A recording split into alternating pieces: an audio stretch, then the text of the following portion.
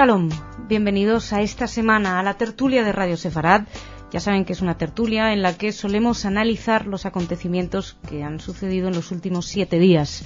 Generalmente hablamos de Israel, generalmente hablamos de Oriente Medio, hablamos de política internacional, incluso de política nacional, pero nos parece que en esta semana lo más destacable no es precisamente lo que ocurre afuera, sino lo que ocurre adentro, y lo que ocurre adentro en muchos aspectos.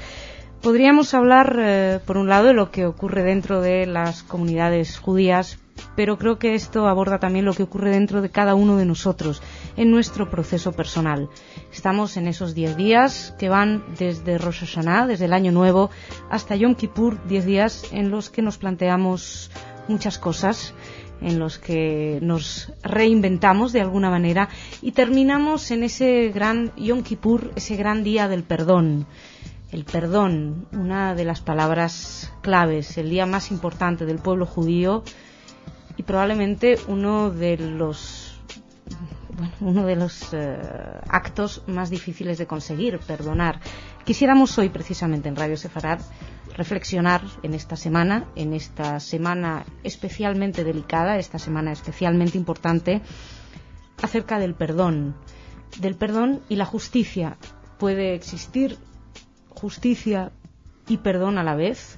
En fin, muchas preguntas de las que vamos a hablar aquí, y para ello contamos con 2 invitados. Por un lado tenemos a Irene López Azor, que es psicóloga. Irene, bienvenida. Hola, buenos días. Buenos días, bienvenida por primera vez a Radio Sefarad, pero no por última vez. No por última, eso esperamos. Ya luego les comento.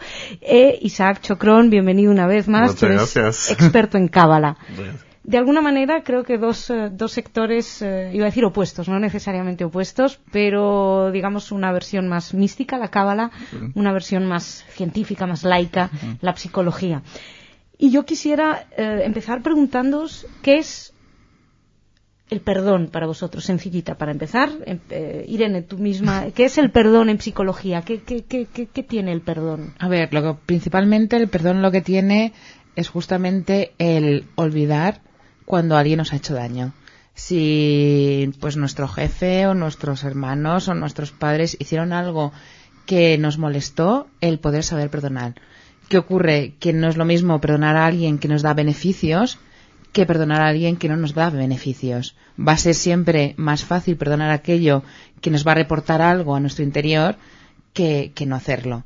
Y ahí está el gran fallo y ahí está el gran error. Es decir, realmente hay que perdonar a todos por igual, porque si no nos vamos a posicionar en un punto de vista de la arrogancia, nos vamos a posicionar como el decir yo te perdono, y no yo te perdono porque no somos más que nadie, todos somos seres humanos, todos estamos en la igualdad, y entonces hay que bajar a la humildad para poder perdonar y para poder así recibir el perdón de los demás.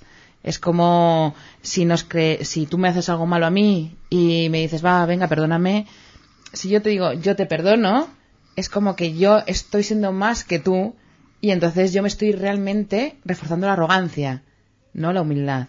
Lo que sí me puedes decir es, mira Irene, siento mucho haberte hecho esto porque mi intención no era esta. Y yo tomarlo desde un punto de vista más humilde y por tanto mucho más sanador, desde un punto de vista psicológico, y así estar de igual a igual. Y no es yo te perdono, sino que yo veo tu intención, veo que no ha sido con la intención que querías en un momento determinado y lo paso desde otro punto de vista, y así ya nos quedamos las dos en el mismo nivel. Uh-huh. Si yo estoy como, venga, te perdono o no te perdono, vamos a continuar una relación de amistad desigual. Bien. Isaac, este concepto abajista de alguna manera del que estaba hablando, ¿no, Irene? Que va de arriba a abajo, ese perdón. Yo sé que el Yom Kippur también precisamente requiere mucha humildad. Totalmente. Bueno, el día de perdón o perdonar a las personas es uno de los preceptos. Hay 2 actos que uno puede efectuar, uno contra el ser humano y uno contra Dios, ¿no? El día de perdón que hablamos aquí es con las personas, cuando hacemos una acción sobre una persona, principalmente en dos áreas, en su honor, y si vemos que lo que va alrededor va hacia el honor, o la parte monetaria, ¿no?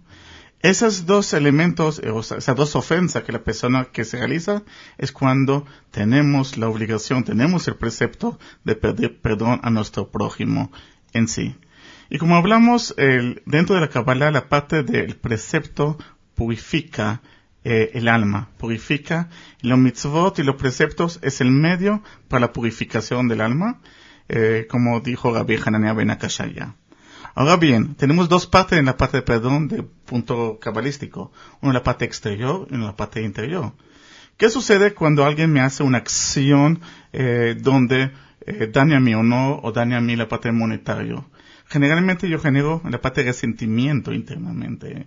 Cuando tengo un resentimiento interno dentro de mí, ya no tengo la paz en mí, no tengo la parte de tranquilidad dentro de mí.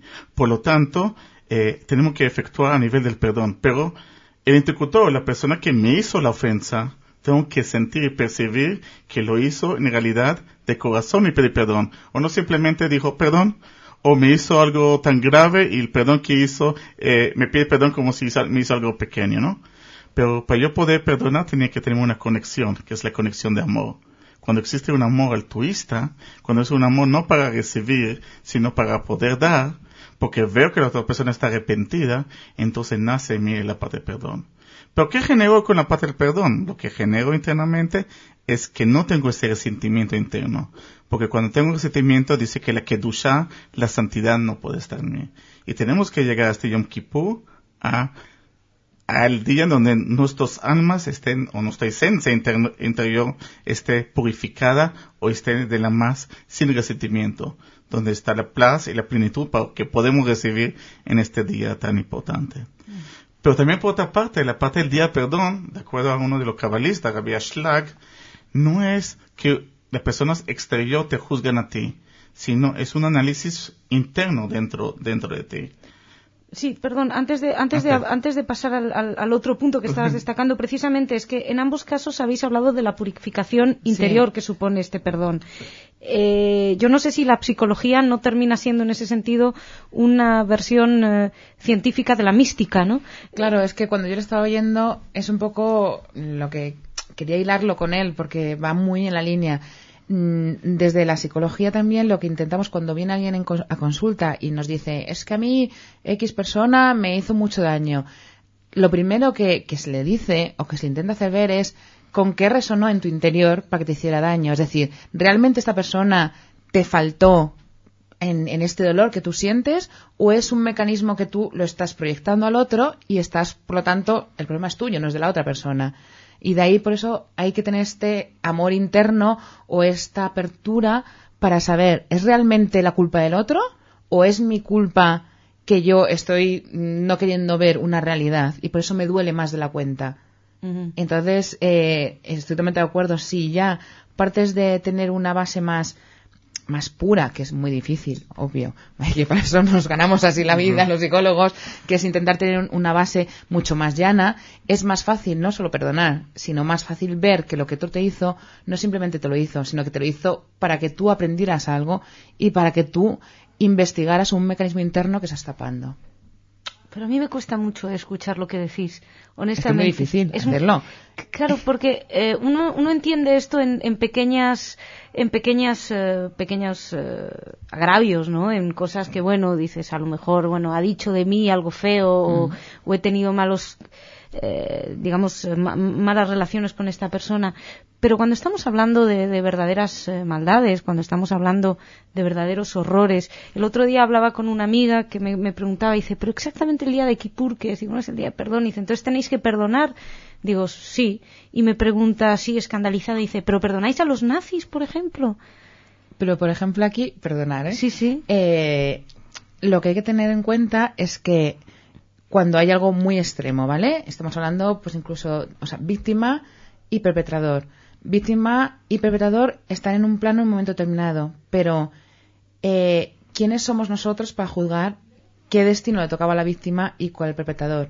Y que en un momento determinado todo al final se da la vuelta. Y esto lo vemos en nuestro pueblo, judíos y palestinos. ¿A qué punto hay que llegar a perdonar? Pues es lo mismo, es decir, uno de los dos tiene que llegar a perdonar internamente. ¿Por qué? Porque si no, sigues cambiando el rol. Entonces vas cambiando el rol, ahora yo soy la víctima, tú el perpetrador, ahora yo soy la víctima, tú el perpetrador, cuando tiene que ser un momento donde digas, yo de corazón veo tu destino y veo tu origen y veo que tú has cumplido con una función y yo tengo que asumir mi destino, mi interior, y estar ahí. Lo que pasa es que evidentemente es muy difícil porque hay que desarrollar una capacidad de amor muy grande, pero es una realidad. O por ejemplo, si viene una consulta y te dicen, no, es que mi padre me violó, ¿vale? Y te lo dicen como era un violador y a mi madre le dejó embarazada y me sacó adelante. Y yo no quiero ir a hablar de los hombres en la vida porque mi padre era un violador. Pues incluso en ese caso, a esa paciente hay que hacerle ver, tu padre sea un violador, pero tu padre te dio la vida. O sea, te guste o no, te pongas del derecho o del revés, tú tienes una parte de ese ser humano que te dio la vida. Entonces, hasta un extremo estoy exagerando, evidentemente, pero hasta ese punto tiene que haber un sí profundo en el interior, decir, tuvo ese papel, tuvo ese destino, tuvo esa función en su vida y lo tengo que dejar. No me puedo pelear toda la vida con eso, porque entonces internamente yo no evoluciono hacia ningún lado. Y si no evoluciono hacia ningún lado, la vida que me va a dar continuamente cosas que me recuerden a, pues, o los hombres son malos, o la rabia contra los hombres, o esto nunca va a poder ser. Estos mecanismos de defensa que desarrolla el ser humano de manera interna. Entonces, es difícil, dificilísimo. Yo no miento a nadie, es muy difícil. Y ya lo sabrá Isaac, ¿no? También supongo que esto es mucho estudio y mucho análisis interno. No sé, Isaac, si tu visión más mística me va a convencer más, porque no sigo sin estar convencida del todo. No, en la parte de por ejemplo, de los nazis, sí, es un perdón por un perdón colectivo en sí, no es una ofensa personal que se realizó. Cuando realmente se hablamos de una ofensa, estamos hablando otra vez de la parte de honor y la parte monetario. Si tú analizas en qué me han ofendido, que te has sentido ofendida, y vas a analizar y vas a destejerlo o vas a desmenuzarlo, vas a llegar a esos dos puntos. Honor, que también traduce en orgullo, o también la parte monetaria o la parte en sí. Y ahí donde te genera en ti un rencor, ahí donde empieza la parte de resentimientos. Porque la ofensa, sin generar reacciones contrarias en sí a ti, no te va a apaciguar en sí. Entonces realmente tiene un resentimiento interior por esa acción que hizo la persona. Pero ¿cuál era su intención de esta persona cuando te hirió? ¿Lo hizo conscientemente o hizo inconscientemente? Quizá lo hizo conscientemente, pero después se arrepintió. Entonces cuando pide el perdón, ahí es donde uno evalúa. ¿Por qué me pide perdón? Simplemente un perdón de aquí para adelante, simplemente de la boca, sea a nivel pensamiento o desde su interior pidió a nivel de perdón. ¿Tuvo un arrepentimiento para pedirse perdón? ¿Y qué significa arrepentirse? Arrepentirse, número uno, es decir, bueno, me equivoqué lo que hice. Segundo es no volver a hacerlo lo que efectuó. Entonces, cuando la persona tiene esa parte de conciencia o de asimilación de ese daño que hizo a la persona, y entonces se arrepiente, y como una acción de arrepentimiento pide perdón, y la otra persona recibe este perdón y siente que existe arrepentimiento por esta persona, entonces la persona puede perdonar. Pero quizás tiene su orgullo que no quiere perdonar. Entonces ahí es factor importante el amor. El amor y la conexión, que es un tema también importante. No estamos hablando del amor de una pareja, estamos hablando un amor no para recibir, un amor para dar, un amor de entrega. Porque si es un amor para recibir, es egoísmo. Tal vez entramos en lo que destacaba Irene al principio. Si es un amor universal, es como el amor interno que tiene todo ser humano. Entonces es el básico, es el que naces de partida, o sea, naces del fruto del amor, aunque sea muy dramático la concepción, por ejemplo, pero en el momento que tomas la vida y que optas por vivir tu alma o tu interior, o llámalo como quieras, y que dices sí a la vida, es un acto de amor, o sea, entonces todos, es que queda muy curso decirlo, pues así, somos amor y hay que ir a ese nivel amoroso que tiene todo el ser humano. Y esa entrega, el amor, sin poder recibir un amor de entrega, de esta manera, pues, uno curarse de este resentimiento que tiene interior. También tiene que uno entender que este resentimiento no es bueno para uno. Para uno tiene que ser, este resentimiento, este dolor que siento por la ofensa que hizo la otra persona, no es bueno que esté en mí. No es bueno que se encuentre en mí. Porque aparte no puedo tener tranquilidad, no puedo tener paz, plenitud. Cuando alguien tiene resentimiento, entonces es una persona que no puede tranquilidad, no puede tener la paz. Y la paz es lo que buscamos, tener paz y tranquilidad. Y también dicen nuestros sabios que donde hay rencor o donde hay orgullo, ahí no puede estar la Shekhinah, no entra nada. Por lo tanto, hay que sacar este resentimiento, pero este resentimiento la única manera es un dolor interno, un dolor egoísta, y hay que entregar altruistamente para eliminar esa parte. Y sobre todo con el orgullo y con la arrogancia no se aprende nada. O sea, si tú te posicionas en la arrogancia, ya te puede dar la vida todo lo bueno, que nunca lo vas a saber valorar. Y en cambio, si bajas a humildad y bajas a ese amor interno, vas a poder aprender de todo, incluso de los hechos más maravillosos o de los más simples. Aprendes, pero desde la humildad. Como estés en el resentimiento, no vas a tomar ni siquiera de la otra persona el arrepentimiento. Y luego, lo que ha dicho que estoy totalmente de acuerdo, cuando una persona se arrepiente de verdad, de corazón, es que no lo vuelves a hacer. Porque es tal el dolor que te produce a ti el haber hecho daño conscientemente y tomas conciencia de lo que es hacer daño real, no fantasías o no, bueno, pues un concepto más banal o más de andar por casa. Pero cuando tomas conciencia de que realmente has hecho daño y que por tu culpa otra persona ha sufrido, el dolor interno que es muy fuerte, entonces no lo vuelves a hacer. Y por eso es la necesidad del ser humano de pedir perdón. Entonces, nosotros ahora, porque es Yom Kippur, pero si fuera en otra época del año, cualquier persona que viene a consultar tiene esa necesidad de pedir perdón a otra persona. ¿Por qué? Porque el dolor que ha hecho lo toma, lo hace consciente, y al hacerlo consciente te produce una intranquilidad muy fuerte. Entonces necesitas que la otra persona te diga, oye, pues mira, no pasa nada, o eran las circunstancias, o pasaba lo que fuera. Vale, pero no me convencéis. Yo lo siento. No, es que realmente yo no puedo evitar pensar en esa pregunta que me hizo mi amiga. Me dice, pero a los nazis se los preguntan. Y dice, bueno, se les perdona, perdón. Es verdad que los nazis no eran una cuestión ni económica, ni monetaria, ni de honor. Perdona, que los nazis, o sea, toda la gente que nació en esa época, les tocó nacer ahí. Es decir, les tocó ser nazis.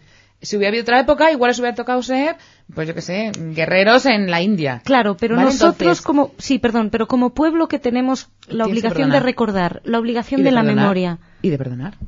Hombre, no puedes estar en el rencor y de perdonar, porque ellos cumplieron con unas normas en un señor que les dirigía, y entonces ellos no tenían otra opción de mirar más allá. ¿Qué pasó con aquellos que miraban más allá? Es decir, aquellos con los cuales decían, oye, a mí este sistema no me gusta, a mí me están diciendo... Son justos entre las naciones. No, pues son gente que salió y que huyó. Y que huyó de la Alemania nazi y se fue, ¿no? Vamos, si mal no recuerdo. Y la gente que luego, con el tiempo, lo ha recordado y lo ha vivido como diciendo, Dios mío, qué horror lo que pasó. Gente, me refiero a alemana, o gente que estaba involucrada muy cercano a todo el horror, y salió de ahí y lo vio, y fue él quien... Y esta gente, hay un mogollón de literatura donde piden perdón ellos, y son los primeros que piden perdón, pero porque salen como de su sistema. Tienes que tener esa capacidad de salir de ese bloque donde te ha tocado vivir. Entonces, a esa gente que le tocó vivir esto, pues era, pues esto es lo que estaba bien, y si esto lo dice la norma que está bien, pues estará bien, y no se mareaban más la cabeza. Entonces, si tú tienes una misión amplia y eres capaz de decir, bueno, es que te ha tocado esto y no hay más tu tía que te ha tocado esto, es mucho más fácil perdonar. Y tienes que perdonar. Lo siento decírtelo. Bueno, no sé, tengo mis dudas al respecto. Perdonadme, perdonadme por favor, pero no sé, no termino de verlo. De hecho, precisamente destacaba lo de la memoria, el deber de la memoria, pero también la justicia. Es muy difícil concebir el término de justicia si no es, digamos, que la persona pague lo que debe, básicamente. Pagar lo que debe a lo mejor está en contra, o sea, exigir esa deuda está en contra del perdón. Se puede hacer justicia. Bueno, y yo voy a contar perdonar una a la cosita vez. muy bonita. A ver, una cosita bonita, a ver si me convence. Venga, voy a ver si por ahí, que os va a gustar mucho. Mira, hay una ley que se llama compensar, ¿vale? Es una ley que se llama dar y tomar. Entonces, el ser humano tiene que, principalmente está en esta ley de compensación. Entonces hay una frase muy bonita que dice, cuando alguien te haga algo malo, hay que compensarlo, porque el ser humano necesita sentirse compensado en lo malo. Entonces, si yo te hago algo malo, tú me lo tienes que devolver, pero un poquito menos. Y si yo te hago algo bueno, tú me lo devuelves, pero un poquito más. Y así siempre el ser humano está compensado. ¿Te ha convencido más? La teoría sí, el problema lo veo en la práctica. Claro. Isaac, Tú piensas, cuando alguien te haga algo malo, lo tienes que compensar porque es una naturaleza humana, ¿vale? El compensarlo, pero un poquito menos. Sí, es un poquito menos. Un paso antes del talión. Detenerse un poquitito antes del talión. Isaac, en términos más religiosos, esa justicia y ese perdón pueden convivir? Sí, la justicia y el perdón que tiene que poder convivir en sí. Cuando a uno pasa algo a una persona, y obviamente desde un punto de vista religioso, uno tiene que analizar por qué le sucedió en sí. Porque las cosas no suceden por azar en sí. Cuando uno tiene consciente que el mundo es controlado por Hashem, por el Creador, y todo lo que sucede no es a nivel del azar, es por algo que está sucediendo.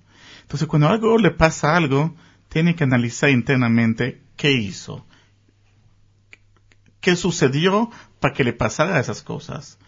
Muchas veces hasta muchos sufrimientos después son bendiciones en sí, pero la persona no se da cuenta hasta después. Entonces la justicia, hablando de justicia, tenemos a nivel de un óptico muy pequeño, no podemos ver, pero si tenemos una fotografía muy grande, podemos visualizar. Por ejemplo, si tú ves una película y ves la porción donde ves un cuchillo, un doctor abriendo tu corazón, inicialmente te dice, bueno, eso es un asesino. Es un asesino que te quiere matar. Pero si tú ves antes y después, si se ve que esa paciente tiene cáncer y la persona la vio para eliminar el cáncer que tiene interior, es algo de bondad. Entonces, todo es a nivel de la óptica completa en sí. Entonces, cuando uno sufre o cuando uno a nivel de la parte de justicia, uno tiene que analizar qué sucedió aquí. ¿Por qué tengo ese tipo de sufrimiento? Y entonces uno tiene que analizar sus actos. ¿Qué hice yo? ¿Cuáles son mis acciones que efectué para que yo tenga ese tipo de sufrimiento? Y entonces uno remedia el camino que existe. Aunque hay dos tipos de sufrimiento. Hay un sufrimiento de canalización hacia el camino correcto. Es decir, aunque dicen que tenemos libre albedrío, en realidad no existe un libre albedrío. Es uno. Es la unión y adición con el Creador. Por lo tanto, tenemos dos caminos. O a través de la Torah, que es el camino de la luz, el camino que la Torah indica para poder adherirse hacia él, o a través del sufrimiento. Pero la unión y la adición. Pero tenemos también otro tipo de sufrimiento, que se llama sufrimiento de amor. Que es otro tema que deberíamos Bueno, eso lo vamos a tratar cada uno en los programas, me parece que nos va a tocar. Bien, casi os pido ahora un poco respuesta telegráfica. La justicia, ¿la pueden ejercer los hombres en la tierra? Siempre y cuando...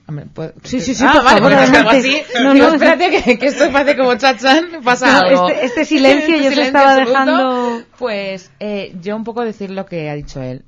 Siempre y cuando la visión sea amplia. Si tenemos la película completa y una visión amplia de las cosas, no es juzgar, ¿vale? No se puede juzgar porque no somos quien para juzgar, porque todos somos seres humanos. Entonces, como todos somos seres humanos, todos somos iguales, absolutamente todos. ¿Vale? Todos nos pinchan y nos sale sangre, ¿vale? Entonces, lo que podemos decir es bajo una óptica o una visión, y según una visión, esto estaría bien o mal. Pero no significa que sea la verdad absoluta, porque no existe. O sea, habría, evidentemente, pues lo que decía él, un camino interno o una vía absoluta que, bueno, pues a la mayoría de los mortales se nos escapa, y solo hay unos pocos afortunados que pueden llegar, pero a nivel de andar por casa, por decirlo de una manera, es fundamental el no juzgar, porque no sabemos por qué ocurren las cosas. Y lo que decía él, que nosotros atraemos ese sufrimiento, es así, pero no es porque digamos, ay, qué malos hemos sido y qué malos hemos hecho las cosas, sino porque a veces el ser humano atrae cosas malas porque se siente a gusto con ellas. En un nivel muy interno está a gusto con ellas. Y cuando se empieza una terapia, lo primero que se pregunta es, ¿qué beneficios te trae el sentirte mal? ¿Qué beneficios te trae que tu novio te haya dejado? ¿Qué beneficios te trae el no poderte meter en un metro, por ejemplo? Tengo una chica en consulta que no puede meterse en el metro. Tiene una claustrofobia horrible. Entonces, la pregunta es, ¿qué beneficios te da? O sea, en realidad tienes un beneficio. Lo externo y el balón fuera que echas es, no, es que claro, fíjate, yo no puedo. Entonces, como no puedo, pues no puedo salir, no puedo relacionarme, no puedo estudiar, no puedo trabajar. Pero ¿qué beneficio tienes? ¿Vale? Y sobre todo, lo que dices es ampliar la mirada. Y juzgar no. En todo caso puedes opinar, no juzgar. ¿Ese juicio está al alcance de los humanos? Bueno, la justicia puede ser objetiva si no existe un modelo. Por lo tanto, tenemos un modelo, que es la Torah. Tomando ese modelo de la Torah y lo que nos enseñan nuestros sabios, entonces podemos tomar unas herramientas para que esta justicia sea veraz. Porque lo que para mí justo, para ti no puede ser a nivel justo, porque somos entes objetivos, y hay intereses en cada uno de nosotros. Por lo tanto, tenemos que ir un punto, un modelo, el modelo de la Torah, que es justo. Y entonces, la Torah nos indica a nosotros el camino para poder tomar la decisión de la justicia. Pero los seres humanos no tenemos la visión completa para ver. El Kadosh Baruj Hu tiene la visión completa de ver qué sucede. Por lo tanto, por ejemplo, en las semanas pasadas que vimos cuando el Creador nos puso la opción de poner Shotrim y Shomrim, poner policías y jueces en las puertas en cada una de sus casas, simplemente es una herramienta. Y la pregunta es, ¿cómo es que podemos poner un jueces? Los jueces es simplemente que nos indica bajo ese modelo de la Torah en sí. Y aparte, tenemos que hacer una justicia interior hacia nosotros. Nosotros tenemos que discernir lo que queremos y lo que no queremos a través de nuestras puertas. Nuestras puertas son 7, los ojos, los oídos, el olfato y la boca. A través de la vista podemos ver qué queremos ver o no queremos ver. A través del oído podemos qué queremos escuchar o no queremos escuchar. A través de la boca tenemos 2 misiones, lo que sacamos, lo que metemos. Lo que sacamos si hablamos mal de persona, ¿qué expresamos? Y lo que metemos es si metemos kasher, la comida. Entonces tenemos que poner un discernimiento en nuestras puertas interiores, pero también en nuestras puertas de la justicia. Pero el modelo es modelo que Hashem ha dado. Pues Isaac, Irene, muchísimas gracias a los dos. Os volveremos a ver porque ambos vais a tener un programa, cada uno el suyo, aquí en Radio Sefarad, un programa sobre Cábala que harás Isaac y un programa sobre psicología, pregúntaselo a Irene, que llevará Irene. Os agradezco muchísimo que hayáis venido a esta tertulia, además en esta semana especialmente para ayudarnos a realizar este viaje interno que confieso que soy muy escéptica al respecto, pero bueno, tiempo hay. Sí, ya te vamos a convencer. Ya me convenceré. Muchas gracias. A ti. Señoras, señores, muchísimas gracias por su atención. Shabbat Shalom. Sigan con nosotros aquí en Radio Sefarad.